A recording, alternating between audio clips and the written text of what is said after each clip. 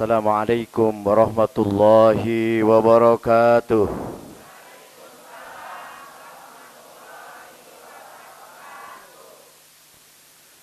Alhamdulillahilladzi akramana bil ittisali hissan wa ma'na binuril mustafa. Asyhadu an la ilaha illallah al-malikul a'la wa asyhadu anna sayyidana wa nabiyyana Muhammadan abduhu wa rasuluhu sayyidul anbiya.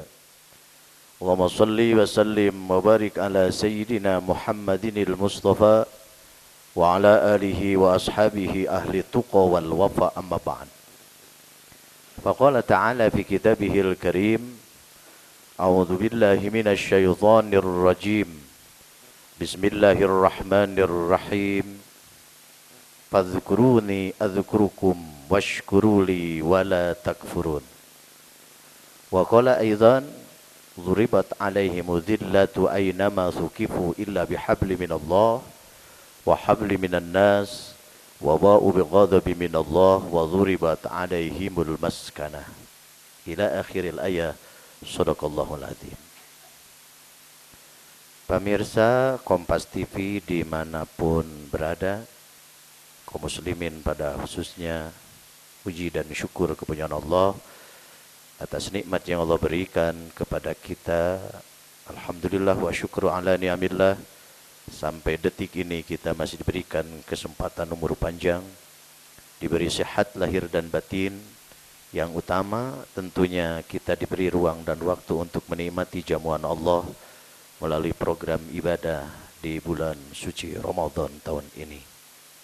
Semoga yang telah kita lakukan beberapa hari ke belakang, hari ini, bahkan insya Allah sampai Ramadan berlalu nanti, kita tetap diberikan kekuatan oleh Allah Subhanahu wa Ta'ala untuk melaksanakan ibadah yang satu ini. Salawat dan salam semoga tercurah pada baginda Rasul, Nabi Allah, Nabi akhir zaman, Nabi Muhammad sallallahu alaihi wasallam. Pemirsa Kompas TV dimanapun berada, ibadah saum adalah satu ibadah yang tidak kalah pentingnya dengan ibadah-ibadah lain. Dan itu merupakan rukun Islam. Rukun itu sesuatu yang tidak boleh, tidak harus ada. Dan ketiadaan salah satunya menjadikan sesuatu itu menjadi tidak sah. Kita berada dalam Islam, dan salah satunya adalah ada ibadah saum atau puasa, dan itu menjadi sisi kewajiban dari ibadah yang lainnya. Yang ingin kita sampaikan dalam kesempatan ini adalah bagaimana ibadah puasa ini memberikan nuansa yang agak berbeda dengan ibadah-ibadah lain.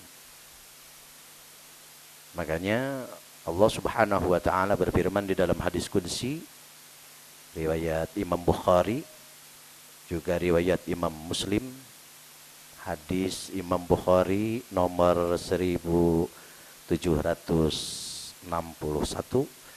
dan hadis riwayat Imam Muslim nomor 1946,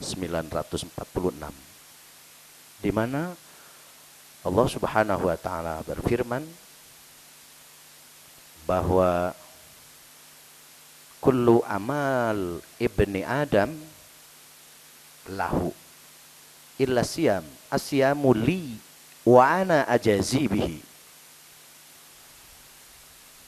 Rasulullah SAW bersabda, menyampaikan firman Allah Subhanahu wa Ta'ala bahwa semua amal ibadah anak cucu Adam adalah untuk dirinya. Illa siyam, kecuali puasa.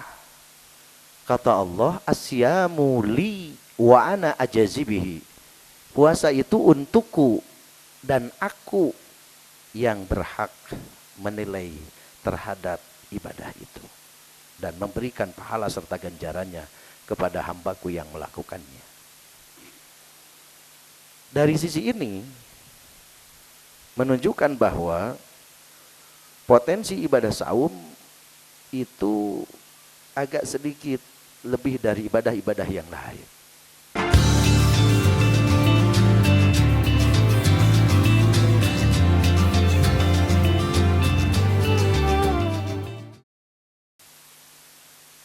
Imam Al-Hafiz Ibnu Hajar rahimahullahu ta'ala, beliau menyampaikan beberapa alasan kenapa Allah Jalla wa'ala menyampaikan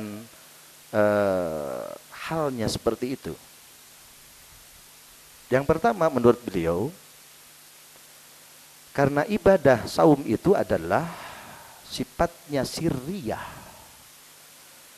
Sirriyah itu adalah tidak bisa didemonstrasikan di hadapan makhluk. Sholat sehebat-hebatnya itu masih ada potensi riya loh. Masih ada potensi ingin kepuji orang. Apalagi sholatnya kalau mantu di makmumnya ada mertua gitu ya. Allahnya Allahu Akbar. Bacaannya dipanjang-panjangin, gerakannya dihebat-hebatin, karena ada potensi di situ. Betul nggak? Ada potensi untuk dipuji orang. Ibadah zakat, apalagi ini karena ada dua arah, yang memberi, yang menerima. Kemungkinan besar di situ ada potensi terselubung di dalam hatinya, ingin dikatakan dermawan, ingin dikatakan sebagai orang yang bersosial tinggi, ada ingin dipuji sebagai seseorang yang hebat mentasarufkan rezekinya, mungkin terselubung di dalam hatinya untuk kemudian ingin dipuji orang. Apalagi haji, wah di situ potensial besar. Umroh haji itu kan, apalagi maaf, kalau yang dari daerah seringkali yang berangkat 2 orang, yang nganter 2 bis gitu kan. Nah, ini potensial. Orang di situ ada muncul ingin dipuji orang, riya. Tetapi bisa dibayangkan bagaimana ibadah saum kita untuk kemudian kita ingin dipuji oleh orang. Ada enggak kesempatannya di situ?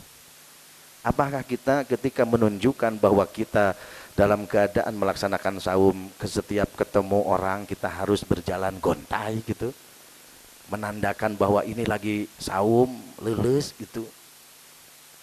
Apakah kemudian setiap ketemu orang harus membuang ludah terus gitu kan, dan mengatakan kepada orang itu, nih lihat lidah saya putih, ini lagi puasa loh? Ada enggak gitu? Tidak ada, sulit sekali. Yang tahu kita melaksanakan ibadah puasa dan tidak hanya diri kita dengan Allah. Hanya diri kita dengan Allah loh. Tidak ada yang tahu. Maaf kalau ibu, suami ke kantor, anak-anak pergi keluar rumah, ibu sendirian di rumah, kemudian tutup jendela, tutup pintu, makanan, minuman, habis sahur masih kena segar. Jika ibu habisin itu makanan, cacamuilan, cecelebekan, nggak pernah ada orang akan tahu. Betul nggak? Bapak-bapak ketika zuhur, mau masuk waktu zuhur, kemudian ada keran 5 orang berjajar di situ. Dan kemudian sebelum wudhu kumur-kumur, andai kata air kumur-kumur itu tidak keluar lagi, nggak ada orang tahu loh. Jangankan satpam, jangankan istri, anak-anak di rumah, yang berjajar 5 orang saja, nggak ada yang tahu. Kalau misalkan lagi kumur-kumur, lek, menang tilu elek kan gak seger. Tetapi boleh jadi itu sial dan naas. Ketahuan juga akhirnya. Gimana ketahuannya? Ketika baca doa.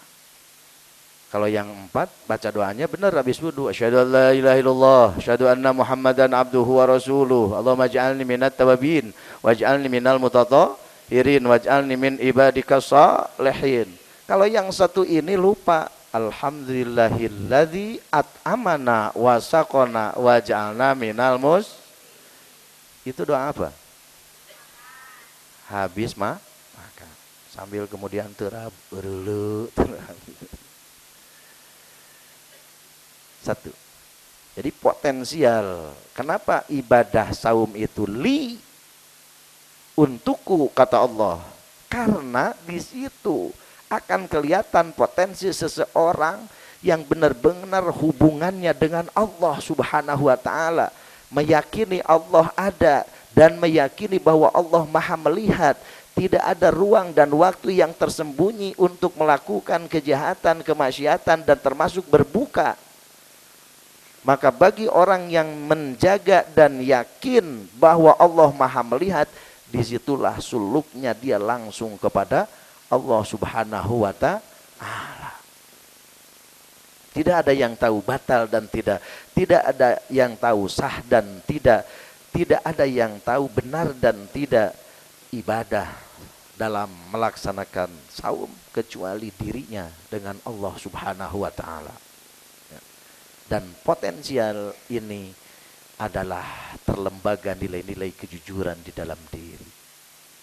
Bagaimana kita bersifat jujur, bagaimana kita merasa dipantau dan dilihat oleh Allah, sehingga tidak ada ruang dan waktu yang lepas dari genggaman Allah Subhanahu wa ta'ala. Dan ibadah saum ini kenapa diajarkan oleh berbagai agama, termasuk agama-agama yang bukan samawi saja. Agama-agama ciptaan manusia juga mengajarkan aspek puasa ini. Karena dengan aspek puasa ini, feedbacknya adalah mendidik, mengajarkan kepada kita agar muncul dan melembaga nilai-nilai kejujuran di dalam diri. Dimanapun, kemanapun kita, tidak ada yang lepas dan lolos dari genggaman Allah Subhanahu wa ta'ala.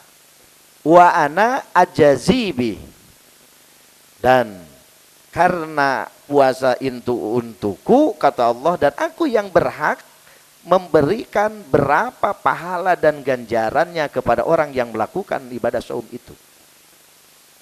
Kalau di sholat ada kan sholatul jamaah afdolu min sholatil fadhi bisab'ina isrina darajat, bahwa sholat berjamaah dengan sholat sendiri itu adalah 27 derajat. Yang menginfakkan harta di jalan Allah di Al-Baqarah 261, ibarat menanam satu biji padi jadi 7 tangkai, kemudian dalam satu tangkai 100, berarti dikali 100 jadi 700. Itu dibicarakan ada potensi ganjaran ya. Di Ramadan nanti ada Lailatul Qadar, itu derajatnya lebih dari 83 tahun 4 bulan ibadah. Tapi khusus untuk saumnya ini kata Allah, dan wa ana ajazi bihi, aku yang berpotensial besar memberikan ganjaran kepada orang yang melakukannya. Dan salah satunya adalah Allah telah mengkhususkan pintu surga untuk orang-orang yang berpuasa, yang menjaga nilai-nilai puasanya secara baik, lahir dan batin. Itu pintunya adalah khusus Ar-Rayyan. Ar-Rayyan itu adalah pintu khusus untuk orang yang melakukan saum.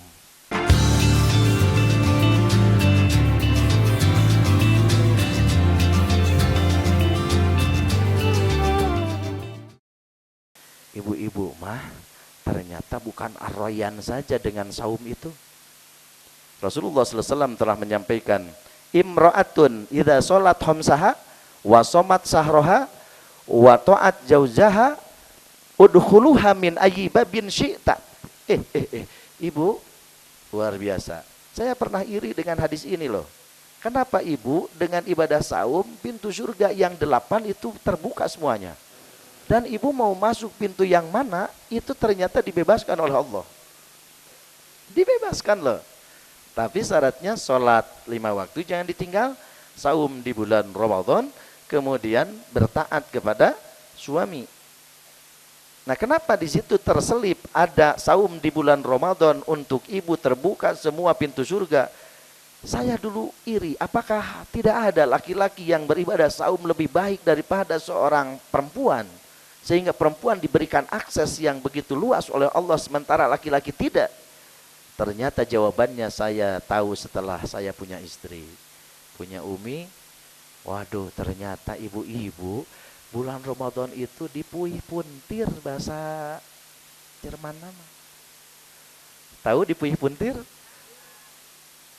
Tidak ada waktu jeda untuk ibu-ibu dengan kesibukan di bulan Ramadan. Jam 7 sampai jam 9 sudah ke pasar, pulang dari pasar simpan itu, beresin dulu yang lain. Waktu duhur masuk, sholat duhur, beres duhur, sudah persiapan untuk masak. Jam 2 sampai jam 3, kemudian sholat asar, beres sholat asar, siapin buat buka bersama suami dan anak-anak. Tibalah waktunya berbuka puasa, berbukalah dia sebelum maghrib. Ibu-ibu itu langsung beresin dulu yang kotor, simpan dulu bekas makan atau bekas tajil. Setelah itu sholat maghrib, beres sholat maghrib, persiapan taraweh, beres taraweh, gas ngimpleng apa yang akan dilakukan di waktu sahur. Bapaknya masih tidur, anaknya masih ngorok ya. Ibu jam 2, jam 3 sudah ke dapur, yang perlu dimasak, yang perlu dia ngetin, beres gitu, siapin di meja, makan, bangunin si bapak, bangunin anak, beres itu sahur bersama, beres sahur gap deui kanu kotor ya, kemudian diberesin dulu, ambil air wudhu, tadarus barangkali 10 sampai 50 ayat, langsung sholat subuh, beres subuh langsung tadarus lagi. Habis isrok sudah ngimpleng lagi, belanja apa hari ini? Masya Allah. Berarti muter tuh otaknya. Nggak ada istilah ibu-ibu ngabuburit, Pak. Kalau bapak-bapak masih ada, umur udah 60 tahun, ngurilingan Husen. Ngabuburit, Pak. Ya, nggak ada kerjaan. Tapi ibu-ibu itu Masya Allah. Dan yang hebatnya lagi, kolak untuk tajil 30 hari ibu udah katalar semua. Betul nggak? Kolak, pisang, candil, cangkaleng. Nah, yang ketujuh mah agak baik sedikit, cendol Elizabeth. Ya, setelah itu kalau sudah penat, bingung, kembali lagi ke hui, ya, kembali lagi ke ubi. Masya Allah. 30 hari itu kolak beda-beda, betul nggak? Beda-beda itu jenisnya ibu. Apa disebutnya seorang istri kalau setiap buka suami dan anaknya dikasih kolak ubi terus, pas lebaran teh bunghak. Alhamdulillah. Jadi ibu-ibu maaf kalau sudah keterangannya seperti ini. Bagi yang punya pembantu maaf, jangan semua di bulan Ramadan diserahin itu sama pembantu. Ibu berpotensial besar untuk meraih pahala dari Allah Subhanahu wa ta'ala. Udkhuluha min ayyi babin syi'ta. Mau masuk dari pintu yang mana bebas, lenggang kangkung ibu itu. Masya Allah, subhanallah. Tapi bapak-bapak juga jangan khawatir. Ya, memakan makanan, masakan ibu-ibu dengan penuh kesabaran akan bareng bersama istri bapak untuk membarengi masuk dalam surga. Awas Pak, bulan Ramadan nggak boleh ambek-ambekan Pak. Nggak boleh. Wajar kalau istri kemudian masak kurang garam, kurang gula sedikit, ya harus ada aspek memaklumi dan memaafkan di situ. Mataknya ibu-ibu punten, bulan Ramadan dina meja uyah sagendul simpen di dinya. Jadi kalau kurang garam, nah bapak tinggal gorogot eta. Insya Allah. Makanya luar biasa bagi ibu-ibu. Jadi potensial besar ibadah saum ini adalah mengajarkan aspek kejujuran, kebersamaan di antara kita, sehingga ana ajazibih, maka Allah saja yang akan menilai berapa pahalanya di hadapan Allah Subhanahu wa taala. Yang kedua, kenapa ibadah saum ini sepertinya diberikan ruang dan waktu yang cukup tinggi dibanding dengan ibadah-ibadah yang lain, karena ibadah saum adalah menunjukkan adanya korelasi keterikatan antara hamba dengan Allah Subhanahu wa ta'ala. Kejujuran itu menjadikan dasar dan pola hidup bagaimana kita ada dalam rel Allah. Jangan pernah takut, jangan pernah khawatir, jangan pernah ada rasa bimbang ya. Makanya saya tadi juga sudah sampaikan di episode yang lain bahwa kunci melaksanakan ibadah saum itu adalah harus paling tidak 4 yang harus ada. Pertama adalah bagaimana kita mampu mengelola rasa supaya iman melekat, mengolah rasio supaya ilmu meningkat, mengolah usaha supaya ekonomi kuat, mengolah badan supaya badan sehat, mengolah raga supaya badan sehat. Ini hebat. Kenapa? Iman, faktor iman, kekuatan iman, keyakinan kepada Allah menjadi penentu kuat dan tidaknya kita melakukan ibadah. Makanya hitubnya ya ayyuhalladzina amanu kutiba alaikumus syiyam kama kutiba alal ladzina min qablikum la'allakum tattaqun.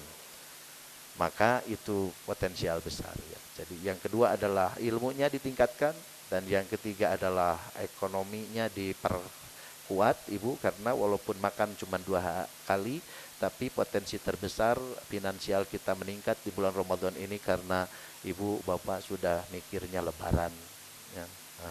Sehingga ini perlu budget yang lumayan besar. Yang ketiga, olah raga supaya badan sehat. Ibu dan kaum muslimin yang dimuliakan Allah Subhanahu wa taala, itu dari apa yang kita sampaikan saat ini adalah tiada lain bahwa ibadah saum lebih daripada ibadah lain karena alasan yang tadi saya sampaikan. Potensial besar ini karena ibadah saum adalah sirriyah yang itu mengatur antara hubungan kita dengan Allah Subhanahu wa taala. Mudah-mudahan Allah memberikan kekuatan lahir batin kepada kita semua. Lahirnya kita lakukan, batinnya juga kita jaga. Karena kata Nabi, kam min shaimin laisa lahu jazaun ilal ju' wal atos. Banyak sekali orang melakukan ibadah saum tetapi tidak dapat pahala dan ganjaran, hanya lapar dan dahaganya saja. Kenapa? Karena ada aspek batin yang tidak terkontrol. Al-kadzib, al-ghibah, namimah, al-yaminul ghamush, dan an-nadru bisyahwat itu adalah merupakan pembatal daripada pahala ibadah saum kita. Lahir batin semoga diberikan kekuatan oleh Allah Subhanahu wa taala dan kita bisa menapaki ibadah yang satu ini. Keluar dari Ramadan kita seperti bayi yang lahir dari rahim seorang ibu. Idul Fitri kembali kepada derajat kemuliaan dan kesucian kita di sisi Allah Subhanahu wa taala. Itu saja yang bisa disampaikan. Terima kasih atas perhatian dan mohon maaf apabila ada kekurangan. Wallahul muwafiq illa aqwamit thariq. Wassalamualaikum warahmatullahi wabarakatuh.